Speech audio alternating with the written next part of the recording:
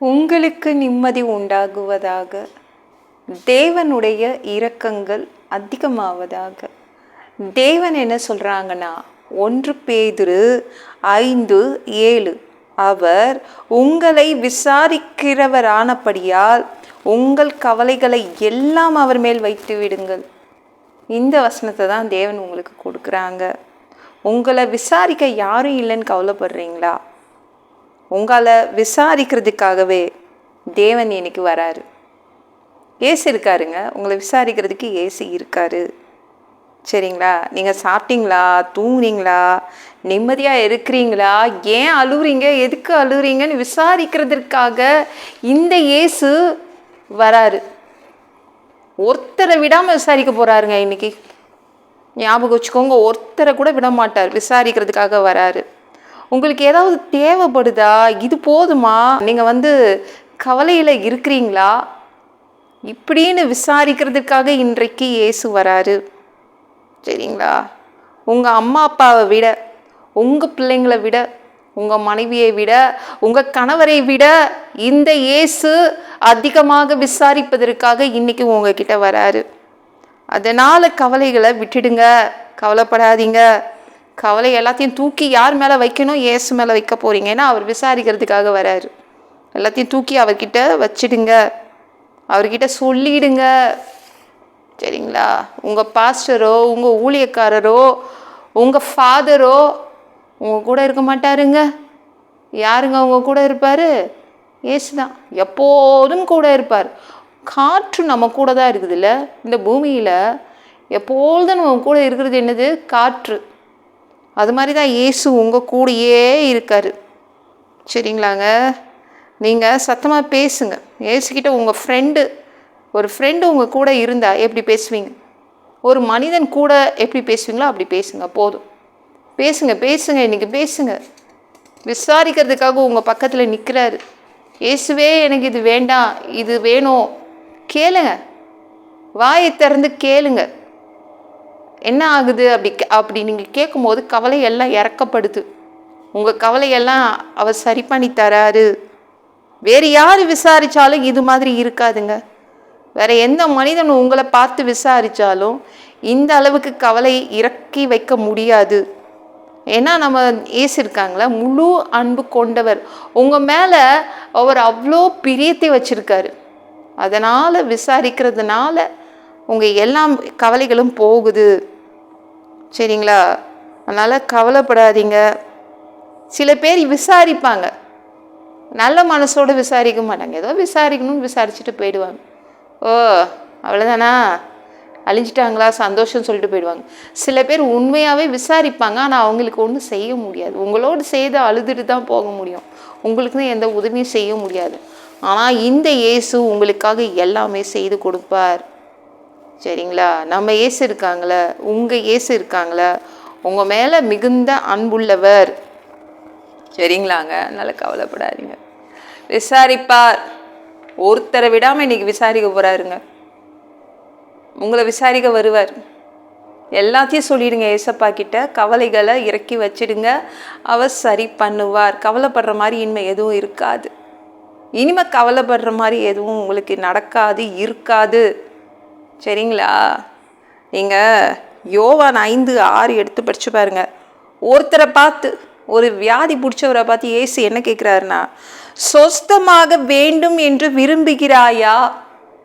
38 வருஷமாக பெதஸ்தா குளத்தில் உன்னை பார்த்துட்டு தானே இருக்கேன், இதே ஹாஸ்பிட்டலில் உட்கார்ந்துட்டு இருக்கியே, சொஸ்தமாக வேண்டும் என்று விரும்புகிறாயா? இயேசு கேட்டார். நீங்கள் யோவான் 5:7 எடுத்து படித்து பாருங்க. அதற்கு அந்த பேஷண்ட், அந்த வியாதி பிடிச்சவங்க அவங்க ஆன்சர் பண்ணுறாங்க. அதற்கு ஆண்டவரே, தண்ணீர் கலக்கப்படும் போது என்னை குளத்தில் கொண்டு போய் விடுகிறதற்கு ஒருவரும் இல்லை. நான் போகிறதற்கு முன்னே வேறொருவன் எனக்கு முந்தி இறங்கி விடுகிறான். நான் போகணுன்னு தான் நினைக்கிறேன். தண்ணீர் கலக்கப்படுது, தேவதூதன் வராரு, தண்ணீர் கலக்கப்படுது, எல்லாமே நடக்குது. ஆனால் நான் அந்த குளத்தில் இறங்குறதுக்கு முன்னாடி வேற ஒருத்தருக்கு இறங்கிடுறாங்களே, என்ன பண்ணுறது? இயேசுவே அதனால தான் 38 வருஷமாக எனக்கு சுகம் கிடைக்கல அப்படின்னு அவர் சொல்கிறாரு. ஏசு என்ன சொன்னார்? சரி, படுக்கையை எடுத்துகிட்டு வீட்டுக்கு கிளம்பு, நான் உனக்கு சுகம் தரேன். இந்த பெதஸ்தா கோலம் உனக்கு சுகம் கொடுக்கல, நான் உனக்கு சுகம் கொடுக்குறேன், கிளம்பு கிளம்பு வீட்டுக்கு போ அப்படின்னு அனுப்பி வைக்கிறார். இப்படி தான் உங்கள் கவலைகளை போக்குறதுக்காகவே அவர் வரார். கவலைகளை போக்க முடியும், கவலைகளை தீர்க்க முடியும். இனிமேல் கவலைப்படுற மாதிரி எதுவும் நடக்காது. கவலைகள் நீங்குது, சரிங்களா? உங்கள் பாரங்கள் அகலுது, சந்தோஷமாக இருக்க போகிறீங்க. ஏசு வந்துட்டால சந்தோஷமாக இருப்பீங்க. இந்த வீடியோ பிடிச்சிருந்துச்சுன்னா மற்றவங்களுக்கு ஷேர் பண்ண மறக்காதீங்க. கர்த்தர் தாமே உங்களை ஆசீர்வதிப்பாராக. ஜெபம் பண்ணலாமா?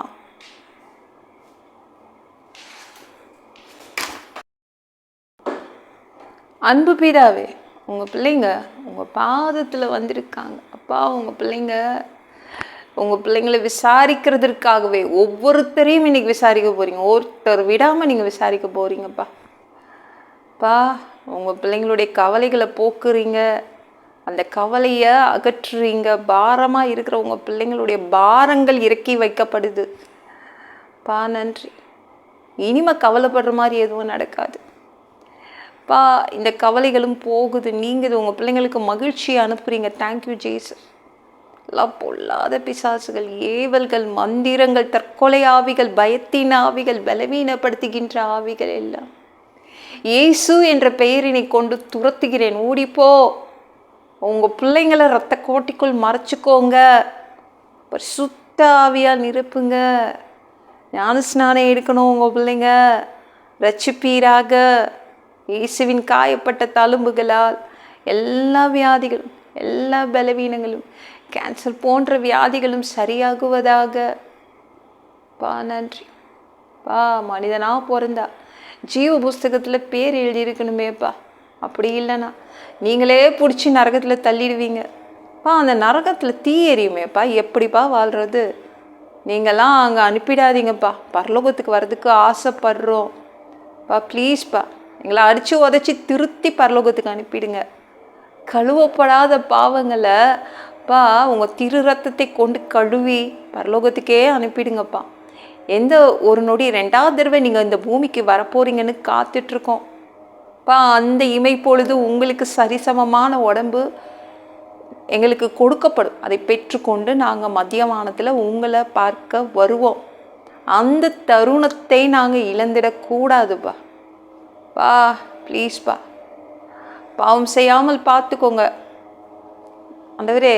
ப்ளீஸ்ப்பா, எங்களை பசுத்தப்படுத்துங்க. 3வது தடவை கூட இந்த பூமிக்கு வருவீங்க. 1000 வருடம் இந்த பூமியை ஆட்சி செய்வதற்காக வருவீங்க.